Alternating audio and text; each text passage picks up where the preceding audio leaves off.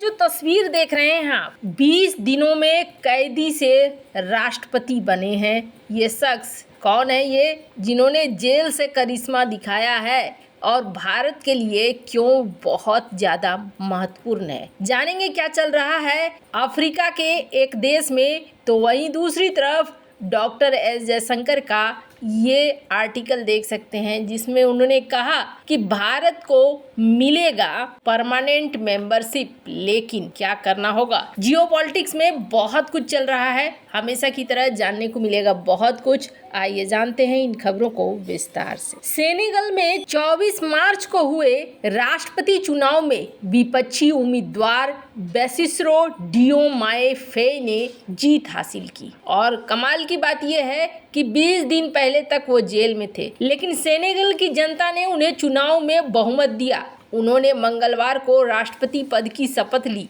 डियोमाए फेय को डर था कि निवर्तमान राष्ट्रपति मैकी सेल अपने जनादेश को तीसरे कार्यकाल में बढ़ाने की कोशिश करेंगे। मैकी 12 साल पहले सेनेगल की सत्ता पर काबिज हुए। डियोमाए फेय को सत्ता विरोधी उम्मीदवार के तौर पर देखा गया। सेनेगल के लोगों में राष्ट्रपति मैकी सेल के खिलाफ जबरदस्त गुस्सा था। रिपोर्ट के अनुसार चुनाव के दिन सेनेगल के मतदाता मतदान केंद्र खुलने के कई घंटे पहले ही पहुंचने लगे थे। राजधानी डकार में तो भोर के वक्त ही मतदाता अपने मतदान केंद्रों पर लाइन लगाकर खड़े हो गए थे। इनमें युवा से लेकर बूढ़े और महिलाएं भी शामिल थी। सेनेगल में मतदान फरवरी में होना चाहिए था, लेकिन चुनाव प्रचार शुरू होने से कुछ दिन पहले राष्ट्रपति मैकी सेल ने सेनेगल के इतिहास में पहली बार चुनाव को स्थगित कर दिया। उन्होंने संवैधानिक न्यायाधीशों पर कथित तौर पर भ्रष्टाचारी उम्मीदवारों की सूची तैयार करने का आरोप लगा दिया। हालांकि सेनेगल के संवैधानिक परिषद ने राष्ट्रपति सेल के फैसले को खारिज कर दिया और उन्हें 2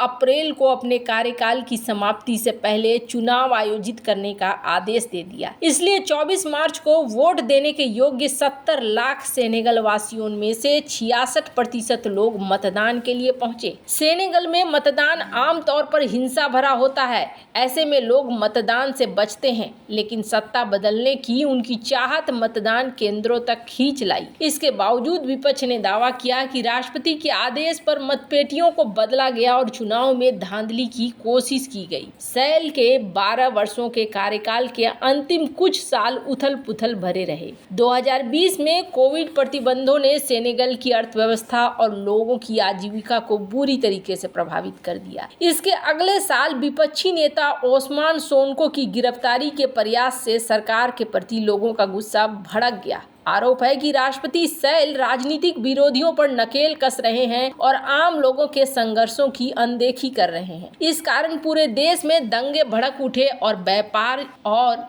व्यापक झड़पें हुई। हथियार बंद नकाबपोश लोगों ने सैकड़ों आम लोगों को मारा, सैकड़ों को घायल कर दिया। विपक्ष और नागरिक समाज ने उन्हें सत्ताधारी दल द्वारा नियुक्त गुंडों के रूप में देखा, जो पुलिस और प्रशासन के डर से मुक्त होकर काम करते हैं, लोगों को चोट पहुंचाने के लिए पैसा पाते हैं। मार्च 2021 में इस साल फरवरी तक हजारों लोगों को गिरफ्तार किया गया, उसमें बेसिस्रो डियोमाए फेय भी शामिल है। पूर्व टैक्स इंस्पेक्टर बेसिस्रो डियोमाए फेय ने फेसबुक पर फरवरी 2023 में एक पोस्ट लिखकर विरोध जताया, जिसमें मजिस्ट्रेटों पर वास्तविक अपराधों की अनदेखी करते हुए राज्य की जेब में रहने का आरोप लगाया गया था। अधिकारियों ने इस पोस्ट को राज्य की सुरक्षा के लिए खतरा माना और अप्रैल में उन्हें गिरफ्तार कर लिया। डियोमाए फेय को जेल भेज दिया गया, जहां वो मतदान से ठीक पहले रिहा हुए और इस दौरान उन्होंने जेल में 11 महीने का समय गुजारा। लेकिन सबसे अच्छी बात देखने को ये मिली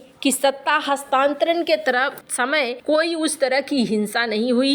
राष्ट्रपति ने बड़े आराम से चाबी भी दे दी और बड़े ही अच्छे ढंग से स्वागत भी करा नए राष्ट्रपति का। ये स्वागत समारोह की कुछ तस्वीरें देख सकते हैं। भारत का सेनेगल से क्या नाता है तो आपको बता दें, स्क्रीन पर आप देख सकते हैं। पहले भी भारत सेनेगल के साथ व्यापारिक तौर पर कई रिश्ते बना चुका है और भारत ने सेनेगल को उस समय जिस समय चावल एक्सपोर्ट बाकी देशों को नहीं कर रहा था, तो भी भारत सेनेगल को चावल का एक्सपोर्ट कर रहा था। ये चीजें बताती हैं कि भारत और सेनेगल के बीच में, अफ्रीका के इस देश के बीच में काफी बढ़िया संबंध है। खैर, जहां एक तरफ ये सब कुछ हो रहा है, दूसरी तरफ एक स्टेटमेंट आया है डॉक्टर एस जयशंकर के द्वारा। आपको कुछ तस्वीरें दिखा रही हूँ स्क्रीन पर, एक ट्वीट देखिए। ये ट्वीट था एंटोनियो गुतरेस का। इस ट्वीट में इन्होंने क्या लिखा था कि कैसे स्वीकार किया जा सकता है कि यूनाइटेड नेशन के सिक्योरिटी काउंसिल में परमानेंट मेंबर अफ्रीका नहीं है।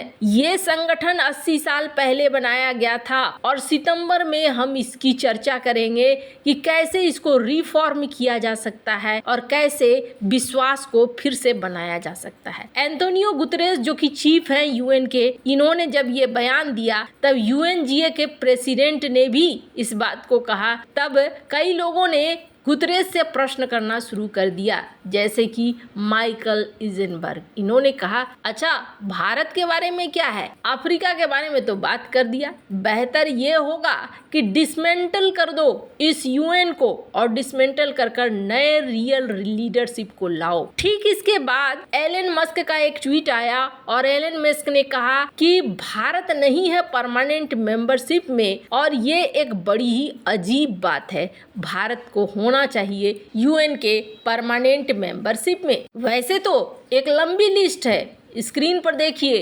यूएनजीए के प्रेसिडेंट कहते हैं कि हाँ जी, भारत एक मैच्योर यूएन का मेंबर है और भारत को परमानेंट मेंबरशिप तो मिलनी ही चाहिए। जो बाइडेन कहते हैं कि हाँ जी, भारत को तो परमानेंट मेंबरशिप यूएनएससी की मिलनी ही चाहिए। रूस कहता है कि G20 करके भारत ने दिखला दिया है कि भारत बहुत बड़े देशों के ग्रुप को भी बहुत अच्छे से संभाल सकता है, ऐसे जो जिनके बीच में मतभेद है उन्हें भी बहुत अच्छे से संभाल सकता है। इनकी छोड़िए, जिसकी भारत के साथ कभी नहीं बनती है, तुर्की, उसकी बात करिए। अर्दोगन ने क्या कहा था सितंबर महीने में अर्दोगन ने कहा था कि हम तो बड़ा प्राउड फील करेंगे अगर भारत को यूएनएससी की परमानेंट मेंबरशिप मिलती है। तो फिर दिक्कत क्या है, सारे जब तैयार बैठे हैं तो भारत को क्यों नहीं मिल रहा है। अभी हाल ही में ना एक ग्रुप बना था, यूएफसी का ग्रुप, और इस ग्रुप में क्या कहा गया कि मेंबर बढ़ा दो, सबको शामिल कर लो जिसको जिसको शामिल करना है,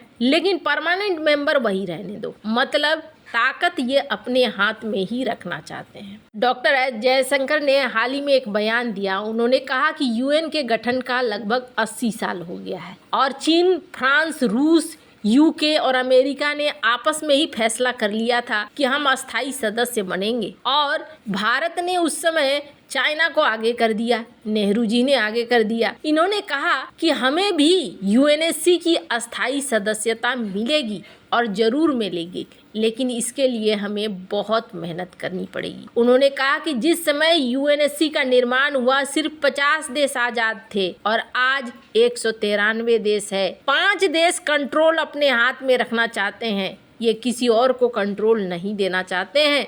लेकिन अब दुनिया भर में भावनाएं आ रही हैं कि इसे बदलना चाहिए, भारत को भी परमानेंट मेंबरशिप मिलनी चाहिए। तो बात तो सही है, तुरंत नहीं मिलने वाला है, लेकिन मिलकर रहेगा। वैसे आपको क्या लगता है, कमेंट कर अपनी राय जरूर बताएं। जल्द मिलते हैं अगली वीडियो में नई खबर के साथ।